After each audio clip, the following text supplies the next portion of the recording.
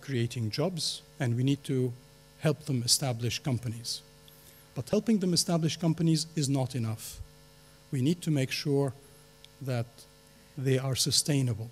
So it's not only the conditions, good economic conditions for sustained growth, but we also need to let them have access to long-term sources of capital.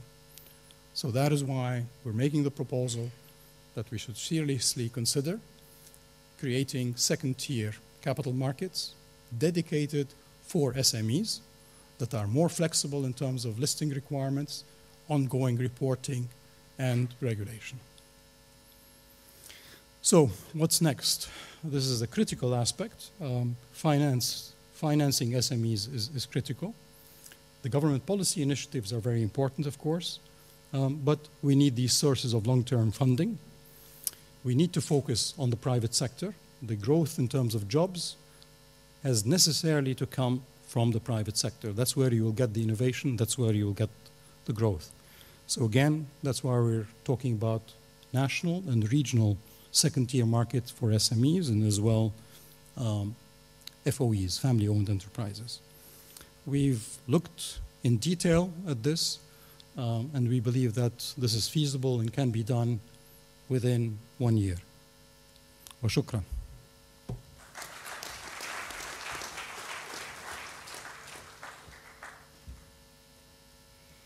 Thank you, Dr. Saidi, for the very rich presentation. I'm sure all of you appreciate that, learning something new today. Next, we have our representative, Vanessa Albernethy, Acting Head of Listing from Dubai, Nasdaq, to address us. Thank you.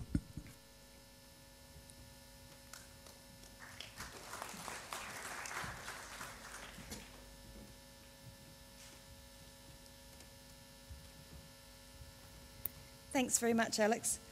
I was quite excited to have the opportunity at this point to come and speak to you because we've got some new developments happening right now at Nasdaq Dubai that are actually going to make it a lot easier for SMEs to list on our market.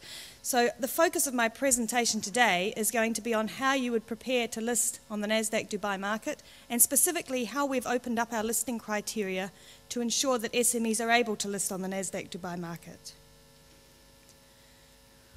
I first want to address the issue of why would you list on Nasdaq Dubai. Nasdaq Dubai does have some rather unique factors that we don't necessarily see in other markets in the region. For example, there's the ability for SMEs to price their securities at listing at market value.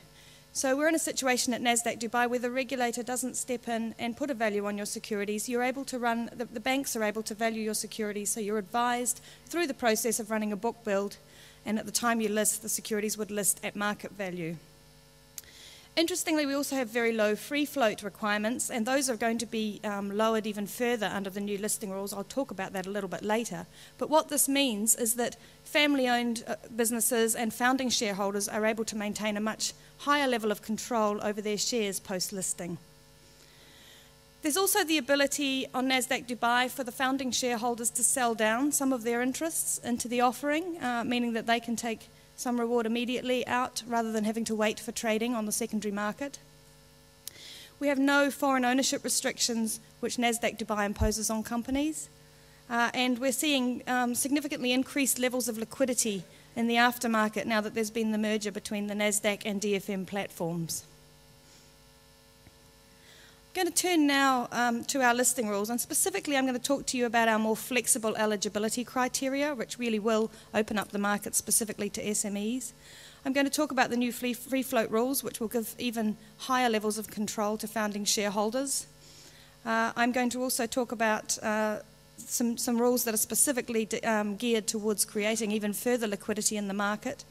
There's some new exceptions to the continuous disclosure regime, which I think you'll be interested to hear about. And we have more flexible financial reporting criteria, which are going to specifically make it easier on an ongoing basis for listed SMEs on the market. I'll also briefly touch on the removal of the sponsor regime, which is one of our ongoing requirements.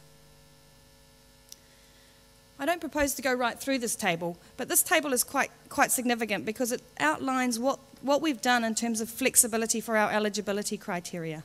So the position under the existing listing rules is that companies have always needed to show that they will have expected market capitalization of 50 million at the time they list, and that's US dollars. Now, of course, for a lot of SMEs and family-owned businesses, that's a very high threshold and something that they haven't been able to meet. So to specifically address that, what we've done is we've opened up the eligibility criteria, and we now have 4 either-or tests. So it's important to note, you only need to meet one of these. The 2 that you'll be most interested to hear about is that it is possible to list now if your market capitalization is only 20 million US dollars, or if you're having difficulty with that test, there's another test which is the assets test, which means if you have only net tangible assets of 10 million US dollars, you're eligible to list on the market. That test would also require you to have working capital of $5 million. But the other key thing to note is that for both the new 20 million market capitalization test and the assets test, you will not have to have a 3-year financial track record like you've traditionally needed with Nasdaq Dubai. So if you're a fledgling company, a new company that has a shorter track record, it is possible for you to access the market under the 20 million market cap test or the assets test if you meet those criteria. The free float on Nasdaq Dubai has traditionally been quite low. We have a 25% free float, which means that 75% of your shares are able to be maintained in the hands of the founding shareholders. What we've done to make this even more relaxed is we're adding a rule that up to 50% of that free float, so in other words 12.5% of the company, may be held in the form of preference shares. So it would be possible under the new rule for you to issue preference shares to make up 12.5% of your total securities. Those shares would have no votes. So those would be offered to the market but wouldn't enable the holders to have any vote. And so the company is even kept more closely held by family. The free float under this requirement therefore drops to only 12.5%, so the family can maintain control of the rest. We're also improving the liquidity by specifically targeting retail investors. I think we're in a region here where retail is very important in terms of liquidity. For a primary listing, we're going to say at the time you list, we'd expect to see at least 400 security holders. Some people are having a little bit of difficulty with that test, so what we've done is we've created another test instead, which may be used, which is that you can set aside 10% of your offering at the day you list for retail investors. And you have to make best endeavours to place that 10% with retail. If after making best endeavours you don't manage to do that, then there's an ability to claw back. So Nasdaq would enable you to place whatever doesn't get placed with retail with institutions. We think that test should be reasonably easy to meet, and we've had feedback from quite a few investment banks that suggest they're happy with that concept. On a going forward basis, continuous disclosure is another area where SMEs often have difficulty. They're used to running their business on a closely held basis, and to suddenly become listed and have to announce everything that's important to the market immediately is a little bit daunting. So what we've done is we've put some exceptions in the new listing rules. So the general rule is that you still have to announce immediately any price-sensitive information. So any material information about the company or its business that might move the price of shares generally would have to be announced. What we've done is we've said that there are some situations now where it will be appropriate for the company to maintain the information to themselves and not announce it to the market. Those exceptions are, for example, where the information is confidential and a reasonable person would not expect it to be disclosed, and if the information then meets a number of other criteria. So, for example, if it's information relating to a trade secret about the company, we wouldn't expect it to be announced. If it's information about an incomplete negotiation, such that to announce it might be detrimental to the negotiation, we wouldn't expect it to be announced. So the basic rule now will be any information that may damage the company if it comes to market can now be withheld under the new rules until such time as it is more appropriate for that information to be released. Nasdaq Dubai, of course, will never wish to see a false market trading, so there's always the ability for Nasdaq